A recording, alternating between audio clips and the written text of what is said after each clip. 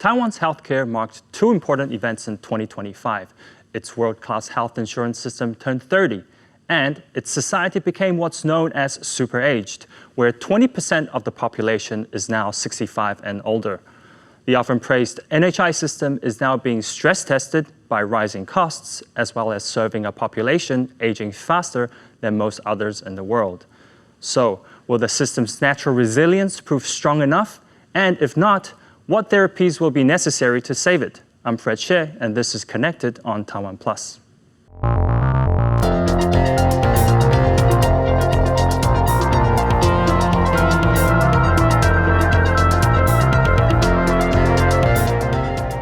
To give us a prognosis for Taiwan's national health insurance, we're joined here in Taipei by Shou-Hsia, the Dean of the College of Public Health at National Taiwan University, who also served as the first Director General of the Bureau of National Health Insurance, the agency that ran Taiwan's NHI in its early years. It's great to have you on the program. Thank you for the invitation. So I want to start the question by asking you, Taiwan recently marked 30 years of its national health insurance. You were instrumental to the early years of NHI. How do you assess the situation today? Well, I would say for the main goal, when we were designing the national health insurance scheme, the main goal is to prevent people from barriers to access to the quality care. So from this viewpoint, in the past 30 years, I think we are doing pretty well. And the quality is acceptable, the cost is affordable, and most importantly, it's very easy to people to get access to healthcare they need. So I think it's quite well. But after COVID-19 outbreak, I think in many countries, we are facing challenges because of the high rising of healthcare cost, especially for the workforce. And of course, there are increasing aging population in Taiwan. So we are in a critical challenge phase right now. So I do want to look at some numbers. To understand the pressure facing Taiwan's national health insurance system, let's start with the budget. This year, Taiwan's NHI budget is just shy of $31 billion US. Total spending grew steadily over the past decade, with year-on-year increases being rather modest, but still outpacing the rate of inflation. So Xia, how do you interpret those numbers? Is the current budget enough to keep NHI running smoothly? Well, I believe this is a common challenge for every health systems around the world. We have to recognize first the increase of national health insurance or health expenditure, the growth rate is always bigger or higher compared to the growth of GDP in every nation. That means we have to spend more on health or healthcare compared to spending for all other commodities. So if we understand that's the situation, so for now, personally, I think we need pump in more budget into health insurance, the whole schemes in Taiwan, including the administrative cost. If you know, the administrative cost account for less than 1% of the total revenue they received every year. That was kind of amazing or just unbelievable. So I do think we do need more money in the health system. That's correct direction we should do. But when you say more money, what do you think the public most commonly misunderstands about where the money is going and how the money is spent? And when we see numbers like $31 billion US, it's really hard for the general public to grasp. But what's your take on that? Well, it's a multiple direction problem. For example, right now, the premium collected by the National Health Insurance was majorly salary-based. And as we see, in the past few years, the increase of salary, the average wage rate, the increase is very limited. So people will say, I do not earn more why do I have to pay more for the healthcare system? So that's I would not use the misunderstanding word. That's the feeling the general public has. But we are facing the increasing cost for every health system services. But most of the people in Taiwan, I would say, they refuse to admit the situation. So that's a really good point. But I want to see how Taiwan stacks up against the world. So despite its shortcomings, Taiwan's national health insurance system continues to receive high marks on the global stage. Taiwan ranks first in the world in healthcare quality in early 2026 for the second year running. That's according to the Healthcare Index by Numbeo. It leads the top 10 of mostly Asian and European countries by a substantial margin.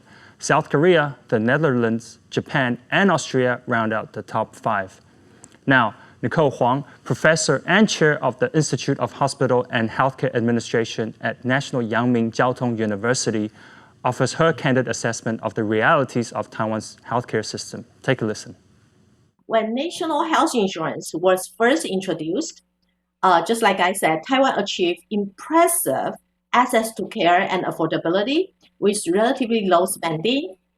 That success shaped a long-standing belief that high performance could be maintained through tight cost control and low healthcare spending.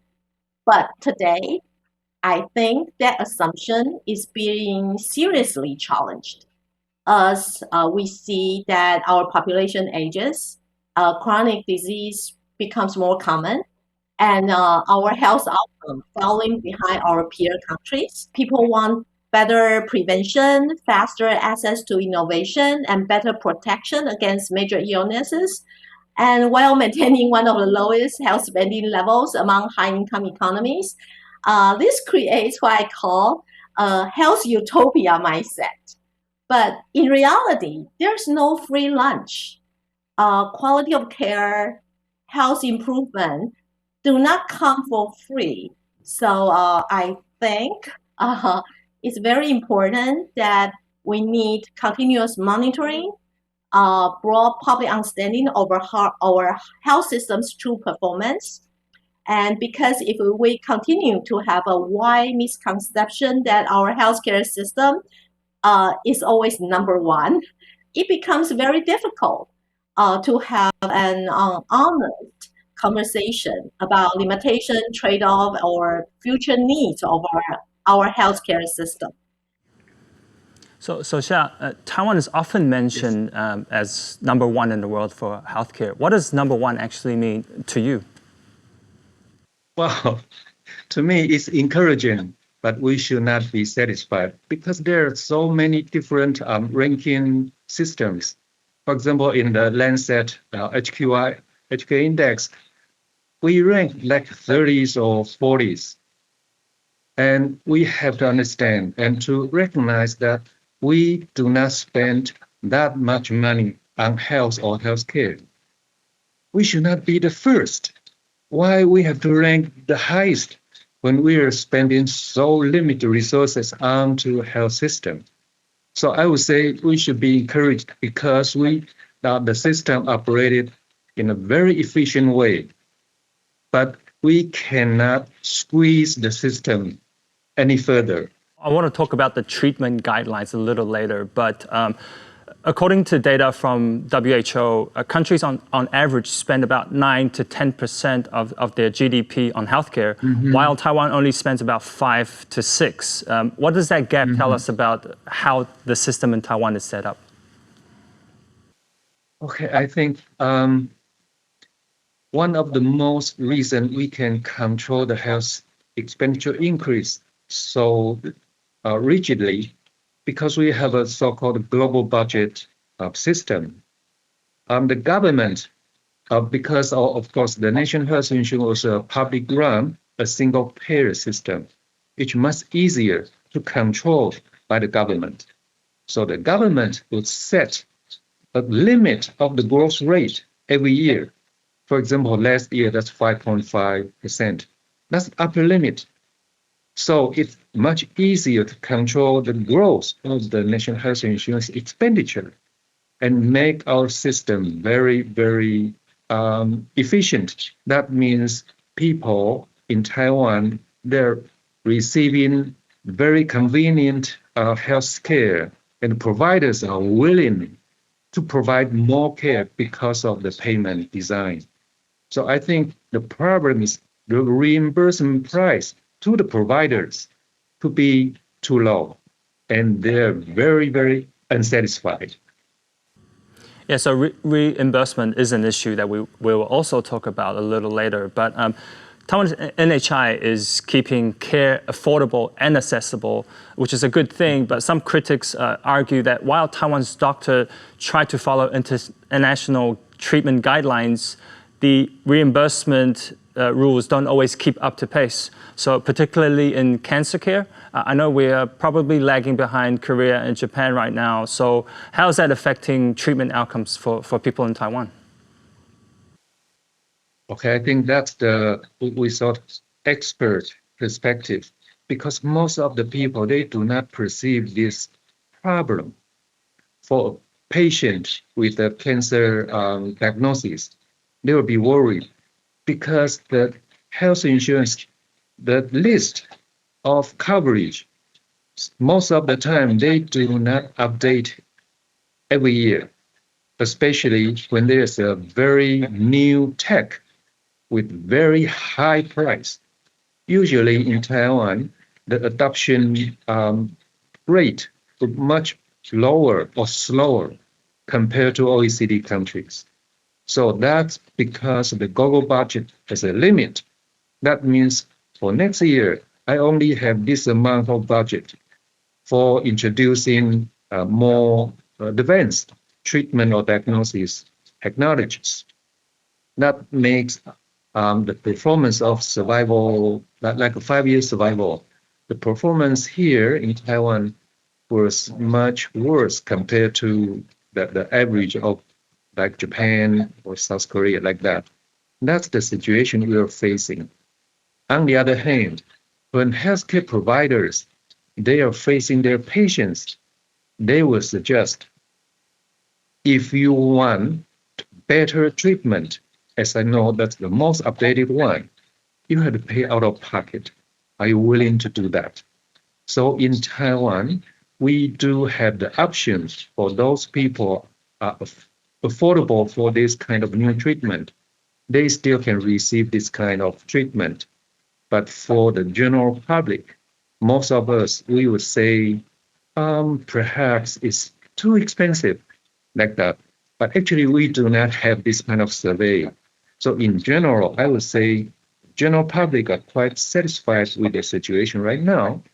But for those doctors in like surgeon or tumor treatment, those experts, they will say we are lacking behind.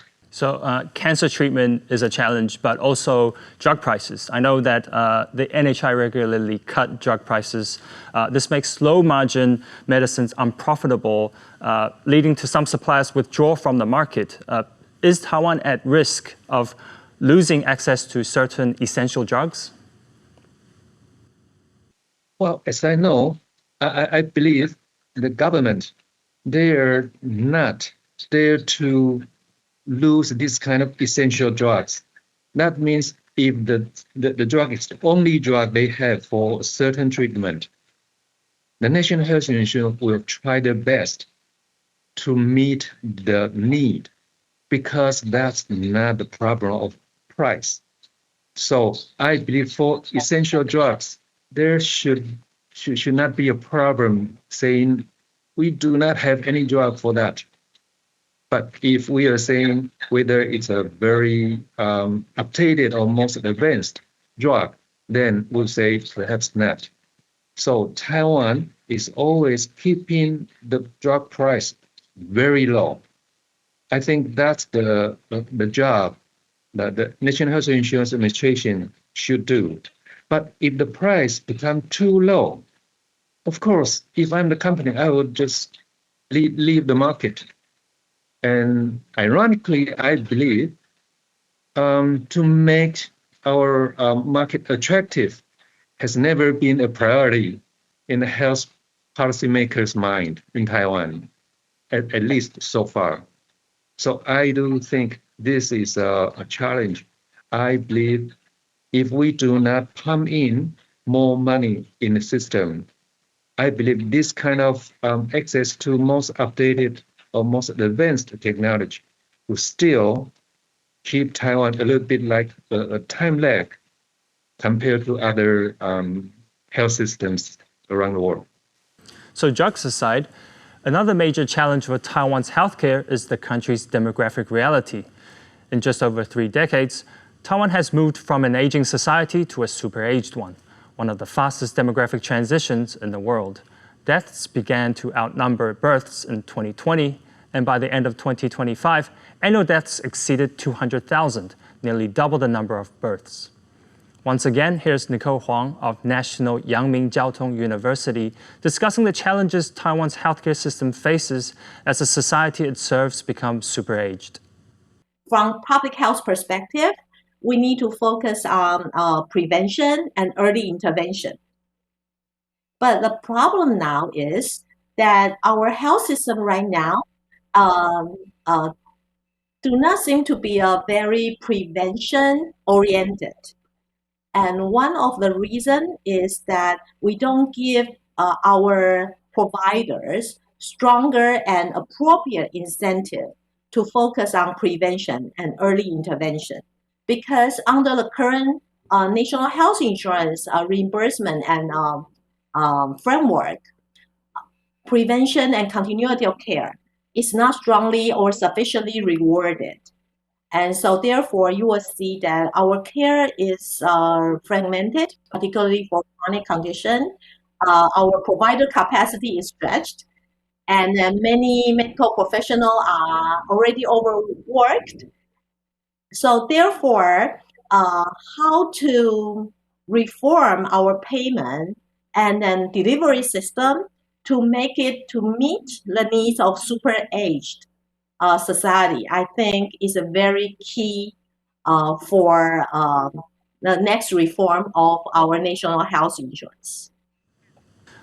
What will be the biggest challenge to Taiwan's NHI if the population continues to age, and what's the biggest risk to the NHI's sustainability?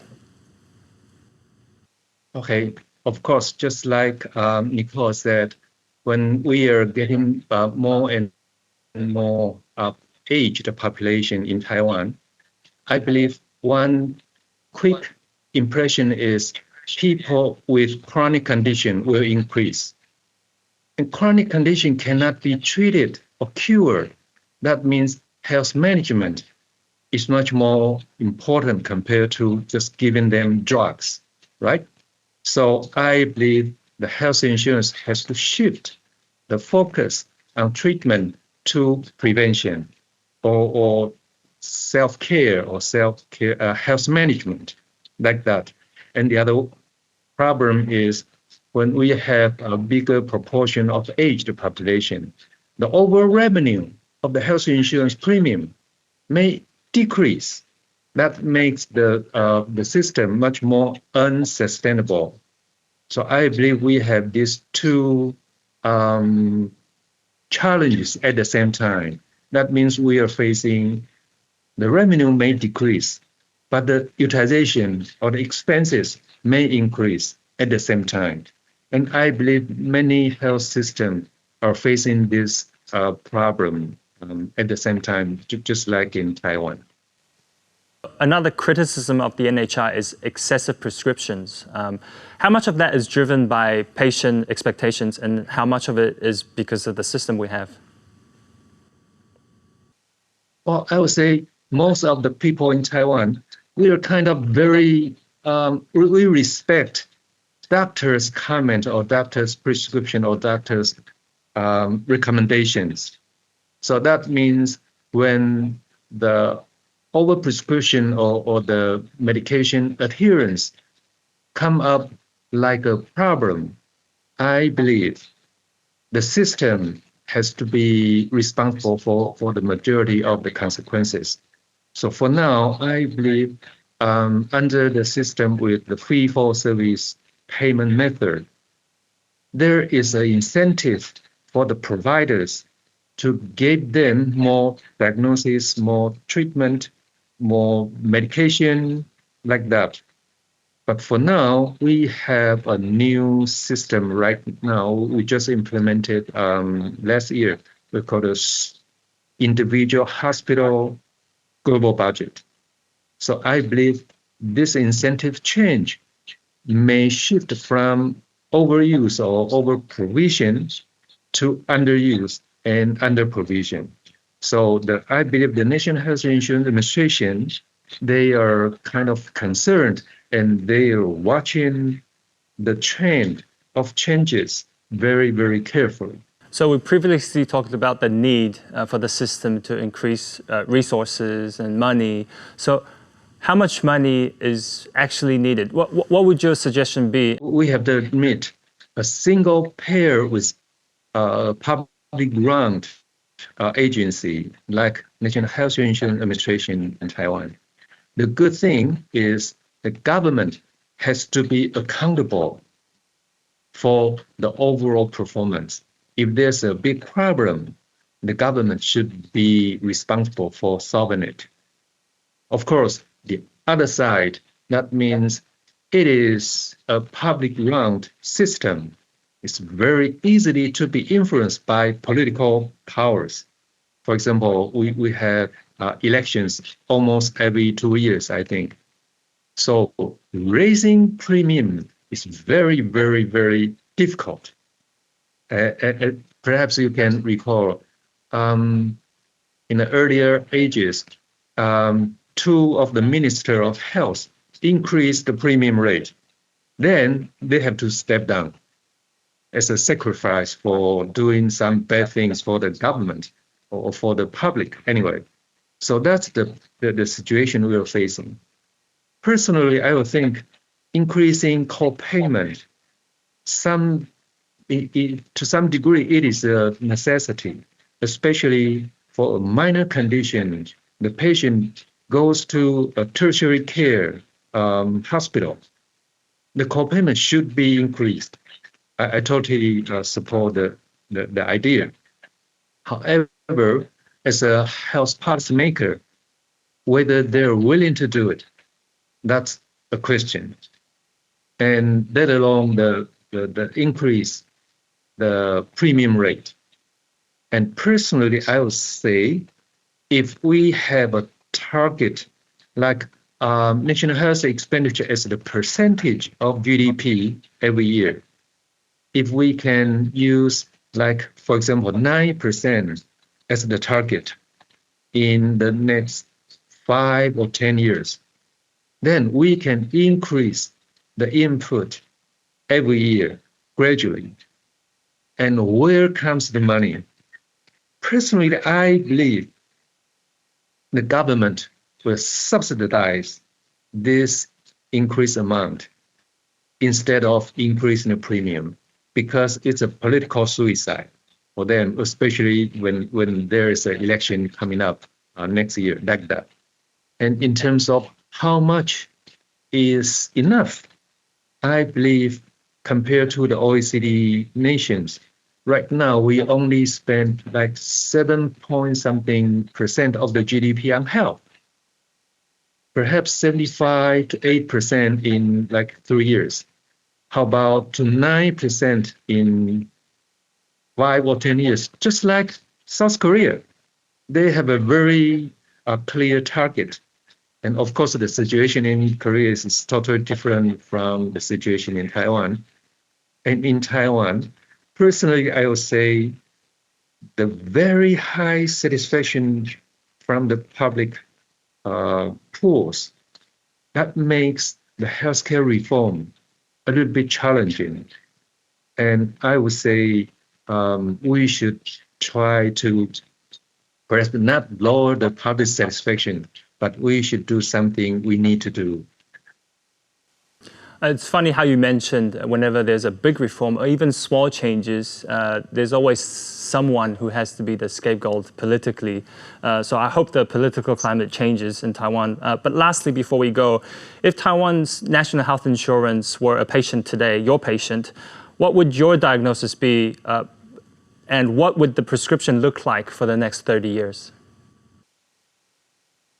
Well, I would say that the patient is not as strong as he used to be, but the condition is not serious, at least not too serious. So the prescription would be for the provider side. We should do a payment reform. We cannot afford fee-for-service anymore. So we should introduce bundle payment, even capitation like that. And I believe many OECD countries are moving forward in this direction. For the patient side, I believe encourage people to engage in health management or health promotion is the right direction. So I believe, just like I said, we are drafting a kind of health coins or reward to the consumers, to the patients, to the individuals. We are learning from Singapore, and I do hope that will help. Yes.